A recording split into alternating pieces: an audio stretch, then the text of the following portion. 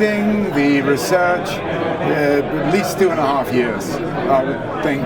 It was quite. I was lucky in that I stopped doing regular sports journalism towards the midway point, really, of the whole process. I was able to devote full-time effort to it. It was something that I just felt had to be got right, as close as you ever get to right, because I really believe in Matt Busby's story as an inspirational tale that ought to be handed down through the generations of football fans.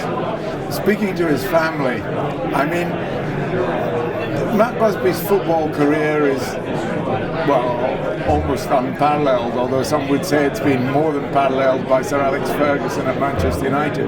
But it was just finding out details of what he was like in his suburban home with his family that personally were the highlights for me. And finding out how he and his wife, who was also his best friend, it's quite interesting with Matt to have discovered that the two main influences on his life were his wife and his mother, but to find out how he interacted with his wife at home, and in particular how after matches, when they would take friends back to their home, which is only a couple of miles from the ground, and she, with every drink, became more strident in saying, "I don't know why you pick him, and what's he in the team for?" And Matt would just smile. That picture is one that will always remain with me. And of course, that's the sort of thing that I find out from grandchildren. And it's the kind of thing that I would never have otherwise known. So I treasure those images. Well, when we were offered the opportunity to judge the Football Book of the Year, I mean, we just grabbed it with both hands. It's something we value a lot, mainly because it's fun, frankly. It's a great excuse for we have a subcommittee, and there's sort of fairly hot competition to get on it, because it's a jolly good excuse to read the best in football writing, and to sit up in bed when maybe you should be chatting to your partner and read a football book. And the competition seems to get more.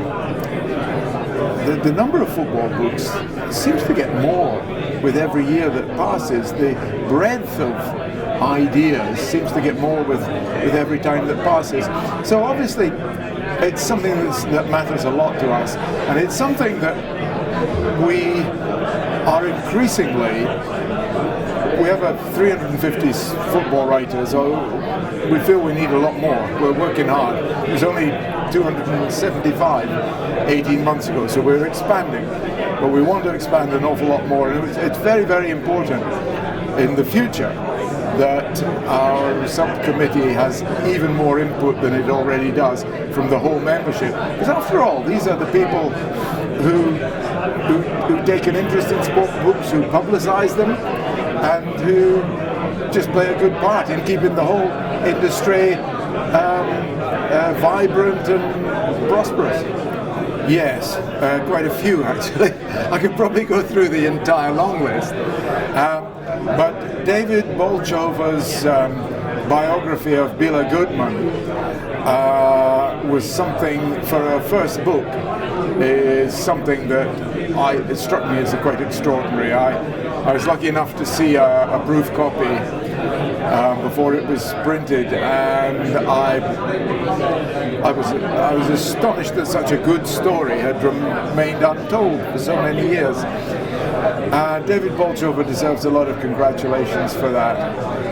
But also in the question of biographies, it looks like I picked a bad year to write a biography, because there's the Bob Paisley one by Ian Herbert, which is another not wholly neglected subject, but perhaps under-publicised subject. Many people think he's the most successful manager of all time, and because of his European exploits.